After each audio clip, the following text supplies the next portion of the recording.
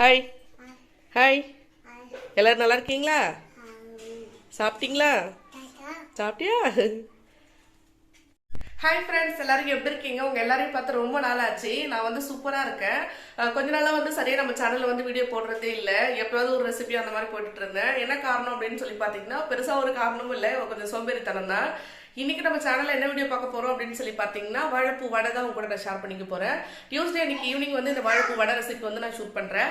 இது வந்து கொஞ்சம் சின்ன vlog மாதிரி உங்களுக்கு வந்து நான் ஷேர் பண்ணலாம் அப்படின்னு சொல்லியிருக்கேன். இன்னைக்கு ஈவினிங் vlog வந்து எப்படி இருக்கு அப்படின்ற மாதிரி தான் நான் ஷேர் பண்ண போகிறேன். வாழைப்பூ வடை ரெசிபி வந்து ரொம்பவே சூப்பராக இருக்கும். நாமளாக வடை செய்யறத காட்டிலும் இந்த வாழைப்பூ வடை வந்து ரொம்பவே டேஸ்ட்டாக இருக்கும். கண்டிப்பாக வந்து வீடியோ மிஸ் பண்ணாமல் ஃபுல்லாக பாருங்க. உங்கள் எல்லாருமே நான் ரொம்ப மிஸ் பண்ணுறேன். நீங்கள் எல்லாரும் எப்படி இருக்கீங்க அப்படின்னு சொல்லுங்க. நாங்கள் வந்து ரொம்ப சூப்பராக இருக்கோம். சின்ன vlog மாதிரி நம்ம பார்க்கலாம். வாங்க வீடியோக்குள்ளார போகலாம். ஸோ இன்னைக்கு வந்து நான் ஃப்ரைடே அப்படின்றதால பூஜைலாம் பண்றதுக்கு ஓரளவுக்கு வந்து ரெடி பண்ணி எடுத்து வச்சிருக்கேன். கொஞ்ச நாளாவே ரொம்ப சோம்பேறித்தனமா சரி எதுவுமே நான் வந்து செய்யறதே கிடையாது. இன்னைக்கு தான் ஓரளவுக்கு வந்து மறுபடியும் பழையபடி வந்து எல்லாத்தையும் ஸ்டார்ட் பண்ணலாம் அப்படின்னு சொல்லிட்டு எடுத்து வச்சிருக்கேன். வீடியோவும் எடுக்க போறேன். வாங்க அப்படி காமிக்கிறேன். இப்போ பார்த்தீங்க அப்படின்னா டீ போடுறதுக்கு ஃபர்ஸ்ட் வந்து பால் அடுப்பில் வச்சுட்டேன். இங்கே பார்த்தீங்க அப்படின்னா கடலைப்பருப்பு நான் ஊற வச்சிருக்கேன். கடலைப்பருப்பு நல்லா ஊறிடுச்சு. நான் ஈவினிங் போலவே ஊற வச்சுட்டேன். கவுண்டர் டாப் எல்லாம் க்ளீன் பண்ணிட்டு சூப்பராக ரெடி பண்ணிட்டு இப்போ டீக்கு பால் வச்சிருக்கேன். பாப்பாவுக்கு பால் எடுத்து வச்சுட்டு இது வந்து டீ போடணும். அடுத்ததான் வாழைப்பூ வடை எப்படி செய்யலாம் அப்படின்றது நான் உங்களுக்கு கூட ஷேர் பண்ணுறேன். கண்டிப்பாக வாங்க பார்க்கலாம். பாருங்க, மதிமா பார்த்து ரொம்ப நாள் ஆச்சு. மதிமா வந்து சூப்பரா வளர்ந்துட்டாங்க. சரியா கொஞ்ச நாள் வந்து நாங்க நீ பாத்துருக்க மாட்டீங்க. என்ன வேலை பண்ணிட்டு இருக்காருன்னு பாருங்க. வெயிட் மிஷின் எடுத்து வச்சு பாருங்க, அவர் வெயிட் பார்த்துன்னு இருக்காரு. என்ன பண்ண போற? என்ன பண்ற? வெயிட் பாக்குறியா? உடச்சுக்கும் தெரியுமா? கீழே இறங்கு. நம்ம வடை ரெசிபி பார்க்குறதுக்கு முன்னாடி ஒரு சின்ன டிப்ஸ் உங்க கூட ஷேர் பண்ணிக்கிறேன். அது என்ன டிப்ஸ் அப்படின்னு பார்த்தீங்கன்னா, இந்த மாதிரி வாழைப்பழம் நம்மளுக்கு பல்காக கிடைக்கும் போது இதை குட்டி குட்டி பீசஸாக கட் பண்ணிவிட்டு ஏர்டைட்டான பாக்ஸில் போட்டுட்டு ஃப்ரீசரில் வச்சுக்கலாம். இந்த மாதிரி நம்ம ஃப்ரீசரில் ஸ்டோர் பண்ணி வச்சுக்கிட்டோம் அப்படின்னா நம்ம ஸ்மூதிலாம் செய்யும் போது அதை சேர்த்து செஞ்சோம் அப்படின்னா அந்தளவுக்கு க்ரீமியாக ரிச்சாக சூப்பராக இருக்குது. நார்மலாக பனானா கட் பண்ணி போட்டு செய்கிறத விட இந்த மாதிரி ஃப்ரீசரில் இருந்த பனானா சேர்த்து செஞ்சு பாருங்களேன். அதோட டேஸ்ட்டே ரொம்ப சூப்பராக இருக்கும். கண்டிப்பாக நீங்கள் இந்த டிப்ஸ் வந்து ஃபாலோ பண்ணி பாருங்கள். இந்த சம்மர் டைமுக்கு இது கண்டிப்பாக வந்து நம்மளுக்கு ரொம்ப யூஸ்ஃபுல்லாக இருக்கும். ஸோ என்கிட்ட எக்ஸ்ட்ரா இந்த பனானா எல்லாம் கட் பண்ணி போட்டுட்டு ஒரு ஏர்டைட்டான பாக்ஸில் போட்டு இது வந்து நான் மூடி போட்டு ஃப்ரீசரில் வச்சுக்க போகிறேன். கண்டிப்பாக இந்த டிப்ஸ் வந்து மறக்காமல் நீங்கள் வந்து ஃபாலோ பண்ணி பார்த்துட்டு எப்படி இருக்குன்னு சொல்லுங்கள். இப்போ கொஞ்சம் ரீசன்ட் டேஸில் நான் இந்த மாதிரி தான் வந்து பண்ணிகிட்ருக்கேன். இப்போ நெக்ஸ்ட் பார்த்தீங்க அப்படின்னா நான் வந்து வாழைப்பூ வடை செய்கிறதுக்காக வெங்காயம் வந்து கட் பண்ணிகிட்டு இருக்கேன். நல்ல பெரிய சைஸ் வெங்காயம் 2 வெங்காயம் ஒரு 4 பச்சை மிளகாய் எடுத்துருக்கேன். இதெல்லாம் டிவி பார்த்துக்கிட்டு அப்படி வந்து நான் கட் பண்ணி எடுத்துக்கிறேன். அப்படியே ரிலாக்ஸாக உட்காந்து கட் பண்ணி எடுத்துப்பேன். கட் பண்ணி எடுத்துகிட்டு அதுக்கப்புறமா வந்து நான் வடை செய்ய போகிறேன். பருப்பு வந்து ஆல்ரெடி வந்து நான் ஊற போட்டிருக்கேன். 1/2 கிலோ அளவு பருப்பு ஊற போட்டிருக்கேன். இப்போ பார்த்தீங்க அப்படின்னா நல்லா பெரிய சைஸ் வெங்காயமாக 2 வெங்காயம் 4 பச்சை மிளகாய் கட் பண்ணி வச்சுட்டேன். இந்த சைடு வந்து பார்த்தீங்க அப்படின்னா டீ நம்மளுக்கு ரெடி ஆகிடுச்சு. இப்போ நெக்ஸ்ட் வந்து நம்ம வடை செய்ய வேண்டியது தான். இந்த வடை செய்கிறதுக்கு வந்து பார்த்திங்கன்னா பருப்பு ஃபஸ்ட்டு நான் வந்து அரைச்சி எடுத்துக்க போகிறேன். நீங்கள் மிக்சியில் தான் அரைக்கிறேன். இது மாதிரி கொஞ்சம் கொஞ்சமாக போட்டு நல்லா வந்து அரைச்சி எடுத்துக்கோங்க. நல்லா ஃபைன் பேஸ்ட்டாக அரைக்கக்கூடாது. குறப்பாக இருக்க மாதிரி அரைச்சோம் அப்படின்னா தான் வடை நல்லா கிறிஸ்பியாக கிடைக்கும். இதை வந்து அரைச்சி எடுத்துக்கலாம்.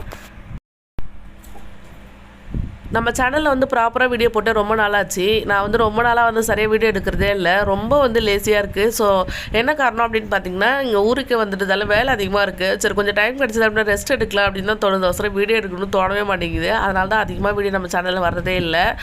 இனிமேல் வந்து வீடியோ எடுக்க ட்ரை பண்ணுறேன். அப்பப்போ வந்து நான் சோம்பேறி ஆகிடுறேன். இப்போல்லாம் அந்த மாதிரி தான் இருக்குது. இப்போ பார்த்தீங்க அப்படின்னா நான் கொஞ்சம் கொஞ்சமாக வடைக்கு வந்து பருப்பு அரைச்சிட்ருக்கேன்.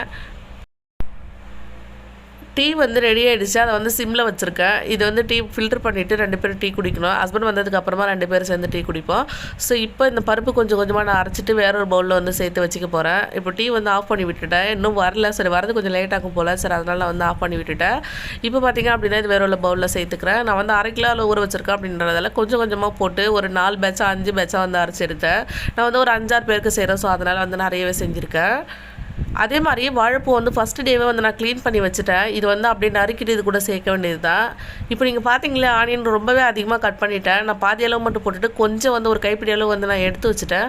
ரொம்ப அதிகமாக இருக்க மாதிரி இருக்குது. வாழைப்பூ சேர்க்கல அப்படின்னா இந்த ஆனியன் வந்து கரெக்டாக இருக்கும். பட் வாழைப்பூ சேர்க்குறதால இது ரொம்ப அதிகமாக இருக்க மாதிரி இருந்தது. சரி கொஞ்சம் எடுத்துட்டேன். சாம்பார் வைக்கும்போது சேர்த்துக்கலாம் அப்படின்னு சொல்லிட்டு. இப்போ இதை அரைச்சி முடிச்சதுக்கு அப்புறமா தான் வந்து பார்த்திங்கன்னா நான் வாழைப்பூ வந்து நறுக்கி சேர்க்க போகிறேன். நான் ஆல்ரெடி வந்து க்ளீன் பண்ணி வச்சுட்டேன். அதை அப்படியே வாஷ் பண்ணிவிட்டு நறுக்கிட்டு இதில் சேர்க்க வேண்டியது தான். இன்னொரு விஷயம் வந்து கூட ஷேர் பண்ணணும் அப்படின்னு சொல்லி நினச்சேன். நம்மளுடைய நர்சஸ் கேலரி சேனலில் வந்து பார்த்திங்கன்னா நிறைய பியூட்டி டிப்ஸ் அந்த மாதிரி வந்து ஷேர் பண்ணலாம் அப்படின்ட்டு இருக்கேன். இந்த சம்மருக்கு ஏற்ற மாதிரியான இதுக்கு முன்னாடி நிறைய வீடியோ நான் ஷேர் பண்ணியிருக்கேன். அந்த மாதிரி பியூட்டி டிப்ஸ் அதெல்லாம் வேணும் அப்படின்னா நம்மளுடைய நர்சஸ் கேலரி சேனலையும் வந்து மறக்காமல் நீங்கள் ஃபாலோ பண்ணுங்கள்.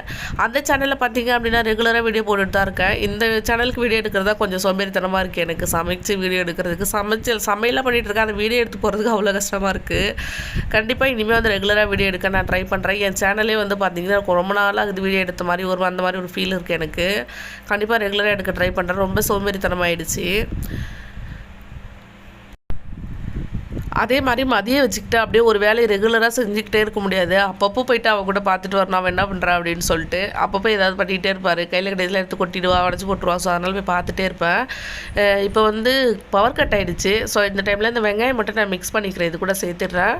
அதே மாதிரி வடை செய்கிறது கொஞ்சம் நேரத்துக்கு முன்னாடி நீங்கள் வந்து வெங்காயம் சேருங்க. வெங்காயம் சேர்த்துட்டு ரொம்ப நேரம் வச்சுட்டிங்க அப்படின்னா மாவு தண்ணி விட்ட மாதிரி ஆகிடும். இப்போ நான் செய்ய போகிறேன். ஸோ அதனால் வந்து வெங்காயம் சேர்த்துட்டேன். இப்போ நான் வாழைப்பூ எடுத்து வச்சுருக்கேன். இதை வந்து வாஷ் பண்ணிவிட்டு சின்ன சின்னதாக வந்து நறுக்கிக்கலாம். இது நறுக்கிட்டு இது கூட சேர்த்துருக்கேன். கூடவே கொஞ்சமாக சோம்பு, கொஞ்சமாக வந்து கருவேப்பிலை பிச்சு சேர்த்துருக்கேன். கொஞ்சமாக உப்பு சேர்த்து இதை வந்து ஒன்றா சேர்த்து நல்லா பிசைஞ்சு விட்டுக்கலாம். மாவு எந்தளவுக்கு உதிரியாக இருக்குது அப்படின்றது உங்களுக்கு பார்க்கும்போதே தெரியும். நல்லா வந்து தண்ணி விட்டுறக்கூடாது. தண்ணி விட்ட மாதிரி ஆகிடுச்சு அப்படின்னா நம்மளுக்கு வடை வந்து நல்லா வராது. எண்ணெயுமே வந்து பார்த்திங்கன்னா நிறைய பிடிக்கும். ஸோ ஓரளவுக்கு நல்லா உதிரியாக இருக்க மாதிரி வந்து மாவு அரைச்சி எடுத்துக்கோங்க. ரொம்ப வந்து ஃபைனாகவும் அரைச்சிருக்க மாட்டேன், பார்த்தா உங்களுக்கு தெரியும். இதை அப்படியே வந்து நம்ம மிக்ஸ் பண்ணி எடுத்துக்கலாம். இந்த மாவுக்கு தேவையான அளவுக்கு வந்து உப்பு சேர்த்துக்கோங்க. சேர்த்துட்டு இதை அப்படியே நல்லா வந்து மிக்ஸ் பண்ணிக்கோங்க. இப்போ நான் 1/2 கிலோ அளவு எடுத்திருக்கேன். இது வந்து நான் ஒரு பேட்சுக்கு ஒரு 7 வடை அந்த மாதிரி தான் போட்டேன். ஒரு சின்ன வடையில் தான் கொஞ்சம் கொஞ்சமாக வந்து போட்டு எடுத்துக்கிட்டேன். இது போட்டு முடிக்கிறதுக்கே ரொம்ப டைம் ஆகிடுச்சு இன்றைக்கி டியூஸ்டே அப்படின்றதால நான் சாமி கும்பிட்றதுக்கெல்லாம் ரெடி பண்ணிவிட்டேன். அதுக்கப்புறமா தான் வந்து டீ போடுறதுக்கே வந்து அதனால் ரொம்ப டைம் ஆகிடுச்சு இன்றைக்கி. இப்போ இது மாதிரி ஒரு பேட்சுக்கு தேவையான அளவுக்கு சின்ன சின்ன உருண்டைகளாக பிடிச்சி வச்சுக்கிறேன். இந்த உருண்டைகள் வந்து பார்த்திங்கன்னா நல்லா ஸ்மூத்தாக பிடிக்கக்கூடாது. நல்லா ஸ்மூத்தான உருண்டையாக பிடிச்சிட்டோம் அப்படின்னா நம்மளுக்கு உள்ளெல்லாம் எண்ணெய் போகாது. ஸோ அந்தளவுக்கு கிறிஸ்பியாக வராது. ஓரளவுக்கு வந்து சும்மா அப்படியே ரஃபாக பிடிச்சி வச்சுக்கோங்க. அடுத்ததான் வந்து கடாயில் எண்ணெய் சேர்த்துக்கிறேன். எண்ணெய் வந்து நம்மளுக்கு நல்லா சூடாகணும். அது சூடாகிற டைம்லேயே இந்த பேட்சுக்கு தேவையான அளவுக்கு நான் உருட்டி வச்சுருக்கேன். அப்படியே வந்து தட்டிட்டு போட வேண்டியது தான். இந்த வடை தட்டி போடுறதுல ஒரு ட்ரிக்ஸ் இருக்குது. என்ன அப்படின்னு சொல்லி பார்த்தீங்கன்னா உள்ளங்கையில் வச்சு சும்மா அப்படியே ப்ரெஸ் பண்ணிவிட்டு போடுங்க. இந்த கைரேகை பார்த்திங்க மாதிரி விரலில் வச்சு போட்டோம் அப்படின்னா அந்தளவுக்கு அது நல்லா இருக்காது.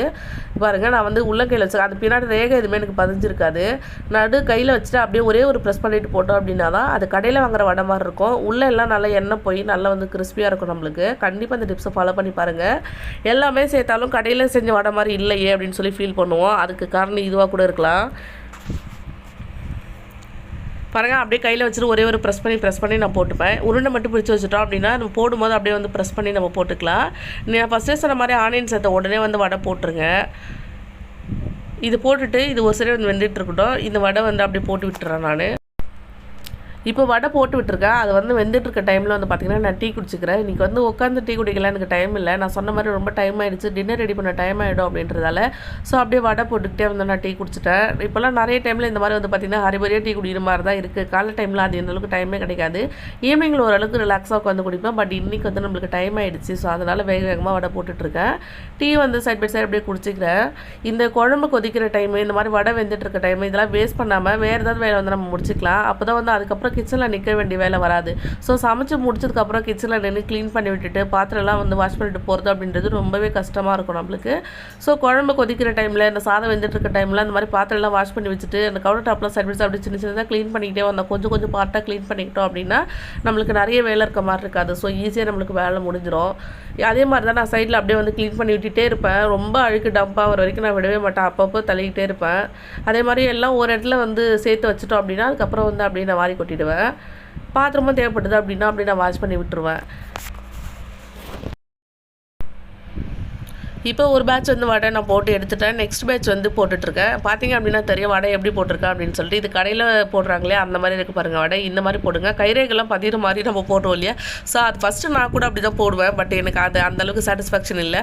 அதுக்கப்புறம் தான் நான் தெரிஞ்சுக்கிட்டேன் இந்த ட்ரிக்ஸு. எங்கள் வீட்டில் ஒரு கல்யாணத்தில் வடை போடும்போது நான் பார்த்தேன். அதுக்கப்புறம் தான் ஓகே இதுதான் வந்து சூப்பராக வருது அப்படின்றத நான் தெரிஞ்சுக்கிட்டேன். அதுலேருந்து இந்த மாதிரி தான் நான் போட்டுட்ருக்கேன். அப்படியே ப்ரெஸ் பண்ணி போடுவேன். ரொம்ப சூப்பராக இருக்கும். பார்க்குறதுக்கும் நல்லாயிருக்கும், சாப்பிட்றதுக்குமே ரொம்ப டேஸ்ட்டாக இருக்கும். கண்டிப்பாக நீங்கள் இதை ஃபாலோ பண்ணி பாருங்கள். நம்மளுக்கு வடை டேஸ்ட் இல்லாததுக்கு இது கூட மேபி ஒரு காரணமாக இருக்கலாம். ஸோ நான் அந்த ஒரு பேட்ச் போட்டதுக்கப்புறமா அடுத்த பேட்சுக்கு தேவையானது இந்த மாதிரி வந்து உருண்டை பிடிச்சி வச்சிடுறேன். இதே மாதிரி வந்து போட்டு எடுத்துக்கிட்டேன். நான் எடுத்து வச்சிருக்கேன் எல்லா மாவுமே போட்டு எடுத்து வச்சுட்டேன். ஒரு 10 வடை போடுற அளவுக்கு வந்து மாவு எடுத்து நான் வந்து ஒரு ஏர்டைட்டான பாக்ஸில் போட்டு ஃப்ரிட்ஜில் வச்சுருக்கேன். ஸோ காலையில் வந்து ஸ்கூலுக்கு போகும்போது அது அப்படியே வந்து ஒரு 10 வடையும் போட்டு கொடுத்துடலாம் அப்படின்னு சொல்லிட்டு எடுத்து வச்சுருக்கேன். இப்போ வடை வெந்ததுக்கப்புறமா எடுத்துக்கிறேன். பார்க்கும்போதே உங்களுக்கு தெரியும் எந்தளவுக்கு சூப்பராக இருக்குது அப்படின்னு சொல்லிட்டு. செய்யும் போதே நல்லா வந்து டெம்ட் ஆச்சு. அந்தளவுக்கு வந்து ரொம்ப சூப்பராக இருந்தது வடை இன்றைக்கி. ரொம்பவே இஷ்டப்பட்டு எல்லாருமே சாப்பிட்டோம். எங்கள் எல்லாருக்குமே ரொம்ப பிடிச்சிருந்தது. இப்போ வடையெல்லாம் எடுத்து நான் வெளியில் வச்சுக்கிறேன்.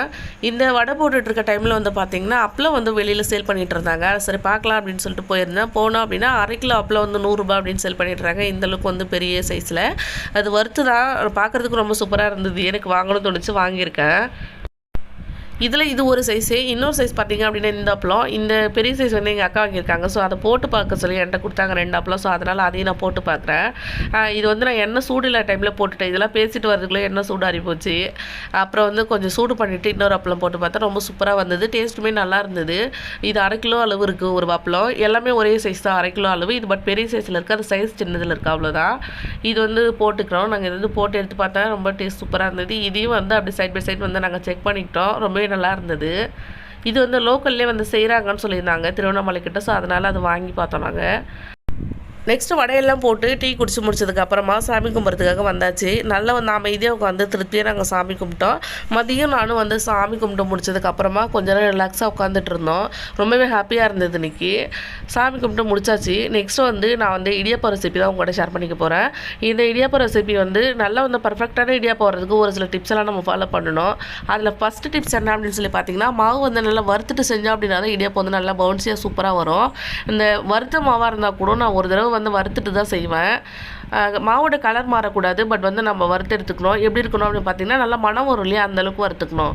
ஸோ இதுக்கு தேவையான அளவுக்கு உப்பு சேர்த்துக்கலாம். அடுத்தது ஒரு சைடு வந்து தண்ணி கொதிக்க வச்சுருக்கேன். இந்த கொதிக்கிற தண்ணியை கொஞ்சம் கொஞ்சமாக சேர்த்து நம்ம வந்து பிசைஞ்சு எடுத்துக்கணும். சூடாக இருக்கிறதெல்லாம் கையால் பிசைய முடியாது. ஸோ கரண்டி வச்சு அப்படியே கிண்டி விட்டுக்கிறேன். அதுக்கப்புறம் மூடி போட்டு வெது வெதுப்பானதுக்கப்புறமா பிசைஞ்சிக்கலாம். அதே மாதிரி நம்ம மாவு பிசையும் போது இது கூட வந்து ஒரே 1 டேபிள் ஸ்பூன் அளவுக்கு தேங்காய் எண்ணெய் விட்டு பிசைஞ்சிக்கோங்க. அப்போ தான் அதோட ஃப்ளேவர் டேஸ்ட்லாம் ரொம்பவே நல்லாயிருக்கும். கண்டிப்பாக இந்த டிப்ஸையும் நீங்கள் மறக்காமல் ஃபாலோ பண்ணி பாருங்கள். இப்போ தேங்காய் எண்ணெய் விட்டதுக்கப்புறமா மறுபடியும் கொஞ்சம் கொஞ்சமாக தண்ணி சேர்த்து நல்லா வந்து பிசைஞ்சு எடுத்துக்க போகிறேன். ஓரளவுக்கு சூடாகிறதுக்கப்புறமா கை வச்சு நம்ம பிசைஞ்சிக்கலாம். அது வரைக்கும் கரண்டி வச்சு அப்படியே கிண்டி விட்டுக்கலாம். மாவு கையில் எடுத்து பிடிச்சி பார்த்தீங்க அப்படின்னா நம்மளுக்கு வந்து பிடிக்க வரணும். இந்த அளவு தண்ணி சேர்த்தோம் அப்படின்னா நமக்கு கரெக்டாக இருக்கும். 1 நிமிஷம் மூடி போட்டால் அதுக்கப்புறம் வெது வெதுப்பானதுக்கப்புறம் நான் பிசைஞ்சு எடுத்துக்கிட்டேன். ரொம்ப தண்ணி மாதிரி இருக்கக்கூடாது. மாவு கொஞ்சம் டைட்டாக இருக்க மாதிரி பார்த்துக்கோங்க. அப்படி தான் நம்மளுக்கு ஒட்டாமல் வரும். ஸோ அதே மாதிரி இன்னொரு டிப்ஸும் சொல்கிறேன். நம்ம வந்து கடையில் இந்த மாதிரி தண்ணி சூடு பண்ணிக்கோங்க. இந்த பிளேட்டை இதில் வச்சு சூடு பண்ணிக்கோங்க. பிளேட்டு சூடானதுக்கப்புறம் இது மேலே பிழிஞ்சு விட்டோம் அப்படின்னா நம்மளுக்கு ஒட்டாமல் எடுக்கிறதுக்கு நல்லா வரும். நல்ல பவுன்ஸியாகவும் இருக்கும். இந்த டிப்ஸும் ஃபாலோ பண்ணுங்கள். பிளேட்டு உள்ளே வைக்கிறதுக்கு முன்னாடி கீழே வச்சு நல்லா நம்ம பிசைஞ்சு விட்டுட்டா அதுக்கப்புறம் பிளேட் உள்ளே வச்சு வேக வச்சோம் அப்படின்னா நம்மளுக்கு எடுக்கிறது கொஞ்சம் கஷ்டமாக இருக்கும். அந்தளவுக்கு பவுன்ஸியாக இருக்காது. பிளேட் சூடு பண்ணிவிட்டு பிசைஞ்சு விடுங்க. கண்டிப்பாக சூப்பராக வரும். ட்ரை பண்ணி பாருங்கள். இப்போ நான் இடியாப்பம் பிழிஞ்சு விட்டுட்டேன். அப்படியே வந்து மூடி போட்டு வச்சிட போகிறேன். இந்த விளாக் வந்து இதோட முடிச்சுக்கிறேன். இன்னொரு விளாகில் வந்து பார்க்கலாம். இந்த விளாக் பிடிச்சது அப்படின்னா மறக்காமல் ஒரு லைக் கொடுங்க. நம்ம சேனலை சப்ஸ்கிரைப் பண்ணி பக்கத்தில் இருக்க பெல் ஐக்கனும் கிளிக் பண்ணிக்கோங்க. தேங்க்யூ.